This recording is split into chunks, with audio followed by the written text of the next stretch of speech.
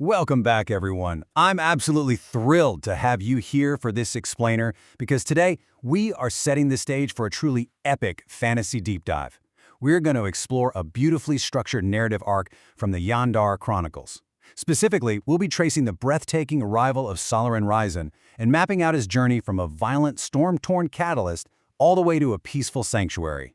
If you're a fan of dynamic world building, the kind where the planet itself is practically a main character, you are going to absolutely love this. Okay, let's just dive right into this. Listen to this opening thought. The sky didn't open with thunder, it fractured. It completely hooks you, right? It throws us directly into the visceral, inciting incident of our story. We aren't getting a slow, quiet morning here. We are getting a literal tear in the fabric of reality. Section 1. The Fractured Sky, the Inciting Incident. I want to spend a moment focusing on the sheer cinematic impact of our protagonist's dramatic entrance. Let's actually walk through this rapid sequence of events to really visualize the fluid, action-packed motion of his fall from the sky. At 0 seconds, a thin line of white fire tears across the storm clouds, widening like a crack in glass. Light spills through, bending the air itself. Just 2 seconds later, Solaryn falls from this break, striking a stone shrine built into a cliffside. But he doesn't crash awkwardly. He rolls once and rises in a single fluid motion. At 5 seconds, lightning literally crawls across his hair, crackling faintly before fading into the storm. And by the 10-second mark, he doesn't panic. He simply breathes, and the storm bows to him. But here's the massive mystery that anchors this whole sequence. Solaryn Ryzen arrives with zero memory of his purpose. He doesn't know why he's there. He doesn't know where his friends are. Actually, scratch that. He doesn't even know they exist. Despite this incredibly powerful, godlike entrance, where he literally falls from a fractured sky, internally, he is completely lost and disconnected from his past. Moving on to Section 2, a sentient, stormy world, Yaenddarr's reaction. We actually need to zoom out to the macro environment for a second here, because the planet itself is a crucial character. Let's explicitly define this world. Yaenddarr is a living, breathing, and remembering planetary entity.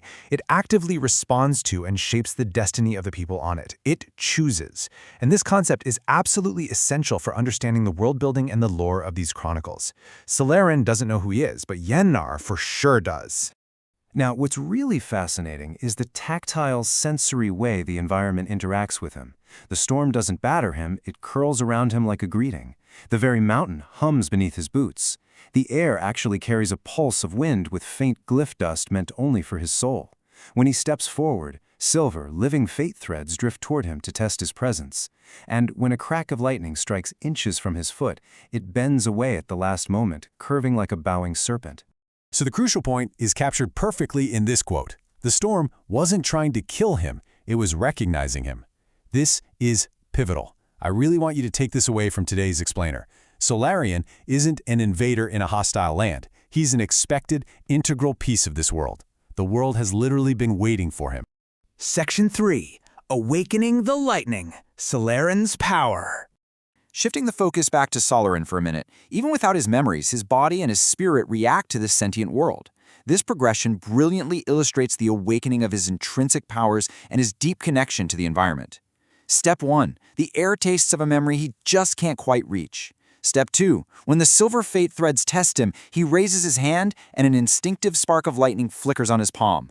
Untrained, but powerful enough to make the storm hesitate. Step 3. He tightens his grip, and his blade hums with the exact same storm pulse echoing through his veins. And finally, Step 4. As he takes his first deliberate step into Yaenddar, the wind bows. And right in the midst of this incredible elemental display, as he stands there, feeling alone but not abandoned, something deep within the mountain whispers a truth he can't quite grasp yet. This is only the beginning. That short, punchy sentence completely sets the stakes for the rest of the narrative. It's a massive promise of things to come. Section 4. Return of the Lost, the Children of Yaenddarr. Let's move and see how this builds. We're panning the camera out now, moving from our lone, amnesiac hero on a storm-swept cliff to a much broader, truly epic destiny. As shadow rifts open and ancient spirits stir across Yaenddar, the lost children of time begin to return. Just witness this diverse, incredible roster of heroes.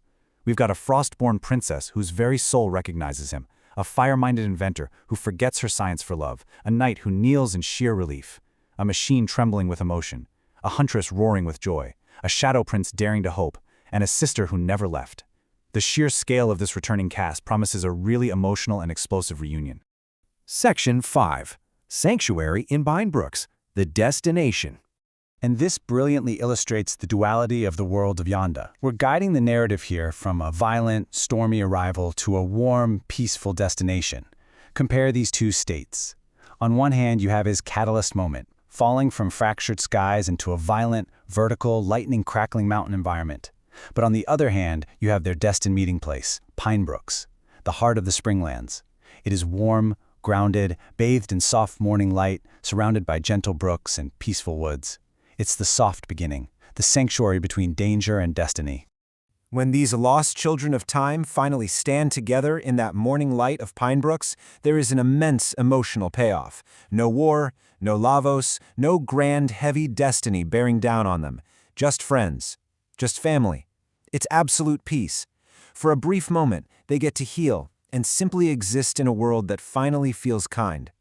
But, as we know, Yaenddar is a living, remembering entity with a plan. So I leave you with this to ponder. They have their sanctuary. No war, no destiny, just peace, until the world calls them forward again. What comes next, now that the children have returned? It certainly leaves you eager to dig deeper into the lore, doesn't it? Thank you so much for joining me on this journey through the Yaenddar Chronicles. Keep exploring, and I'll see you in the next explainer.